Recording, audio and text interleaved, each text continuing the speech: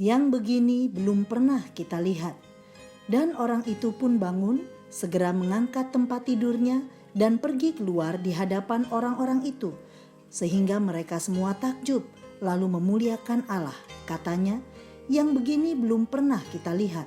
Markus 2 ayat 12.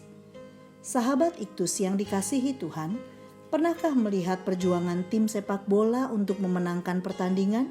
Ya, sangat mengagumkan. Harus ada kerjasama yang baik untuk mencapai sebuah tujuan. Demikianlah kehidupan persekutuan orang percaya. Bila bersatu dan sedia bekerja sama, pasti menghasilkan sesuatu yang menakjubkan. Bila orang percaya sedia bergandeng tangan demi membawa satu jiwa bagi Kristus, mujizat akan terjadi dan orang lain memuliakan Allah dan berkata, yang begini belum pernah kita lihat. Yesus melihat iman mereka, menunjukkan kekuatan kerjasama yang menarik hatinya, yaitu adanya sebuah persekutuan yang berjuang untuk mempersembahkan satu jiwa agar mengalami kesembuhan jasmani tetapi juga pemulihan rohani. Markus 2 ayat 1-12 mencatat perjuangan tim yang solid demi sesuatu yang bernilai kekal dan membawa kemuliaan bagi Tuhan. Inilah hal menarik yang membuat orang berkata, yang begini belum pernah kita lihat. 1. Betapa kuat dasar kerjasama mereka untuk membawa jiwa kepada Tuhan. Dua hal yang mendasari tindakan mereka. Pertama, iman kepada Yesus. 4 orang yang tidak diketahui namanya ini meyakini bahwa Tuhan Yesus sanggup menyembuhkan teman mereka yang lumpuh. Kemungkinan mereka sudah percaya dan mengenal Yesus dan tahu bahwa Yesus sanggup melakukan mujizat, karena ini bukan kali pertama Yesus datang ke Kapernaum. Ayat 1. Lebih jelas lagi bahwa Yesus secara khusus melihat iman mereka. Ayat 5. Kedua, hati yang dipenuhi belas kasihan. Selain dari keyakinan akan kuasa Tuhan, mereka pun memiliki hati yang dipenuhi dengan belas kasihan dari Tuhan. Dan kasih yang mereka miliki ini adalah kasih yang nyata, bukan hanya perkataan belaka. Mereka menggotong orang lumpuh, mereka berusaha untuk membawa orang lumpuh itu agar bertemu Yesus. 2. Sangat jitu cara kerjasama mereka untuk membawa jiwa kepada Tuhan. Ini strategi yang luar biasa. Pertama, mereka sehati. Kesehatian tentu menjadi ciri pertama yang dimiliki oleh keempat orang ini. Mereka haruslah sepakat untuk membawa orang yang sakit itu kepada Tuhan. Pastilah mereka memiliki kerinduan yang sama atau tujuan yang sama agar orang sakit ini mengalami pemulihan. Kedua, mereka sama-sama bekerja. Dalam bekerja sama, keempat orang ini sama-sama bekerja. Semua orang memiliki peran yang sangat penting dalam peristiwa ini. Apabila satu orang saja yang tidak mau bekerja sama, maka ini akan menjadi penghambat orang lumpuh ini memperoleh kesembuhan dari Tuhan Yesus.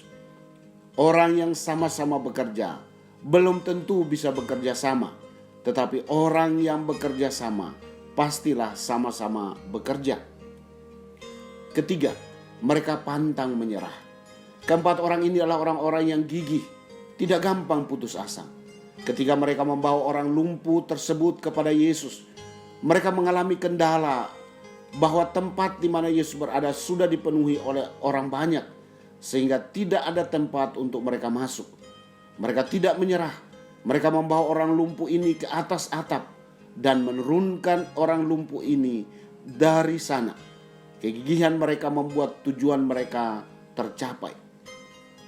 3. Amat dahsyat akibat mereka bekerja sama untuk membawa jiwa kepada Tuhan. 3 akibat yang terjadi dari kerjasama mereka. Pertama, orang lumpuh disembuhkan. Apa yang dirindukan oleh keempat orang ini terjadi. Teman atau kerabat mereka yang lumpuh menjadi sembuh.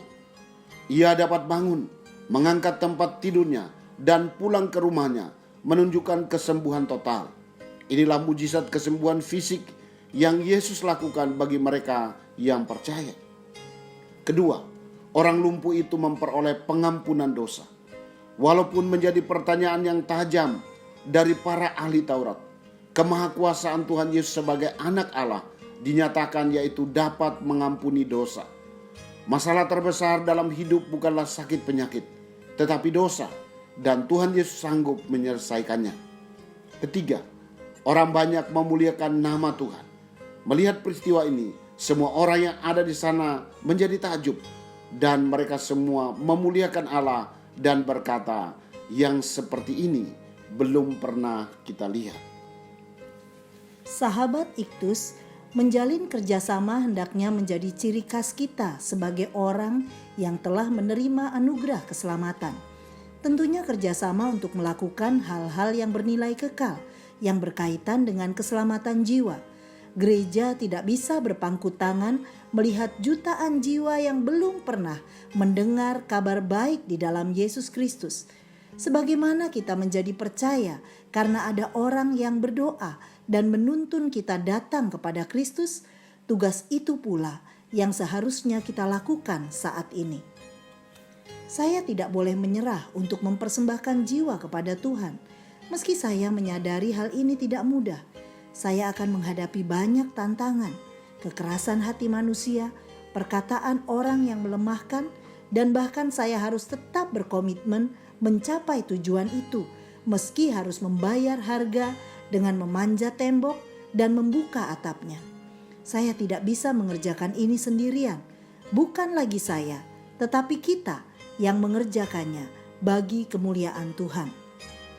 Sahabat Iktus yang dikasihi Tuhan, apakah iman saya terwujud dalam belas kasihan saya terhadap jiwa yang membutuhkan Yesus?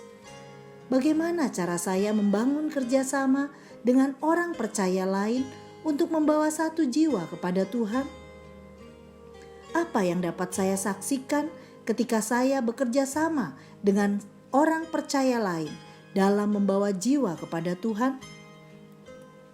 Tuhan Yesus, bersama para sahabat rohani saya bersedia untuk memikirkan dan mengusahakan secara maksimal hal-hal yang bernilai kekal dan membawa kemuliaan-Mu.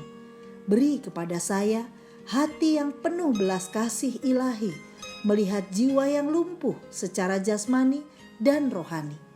Beri saya kegigihan yang pantang menyerah meski melalui atap, demi membawa satu jiwa kepadamu. Saya memerlukan sahabat rohani yang sedia bekerja sama, hingga mujizat-Mu terjadi dan banyak orang yang memuliakan-Mu, Yesus.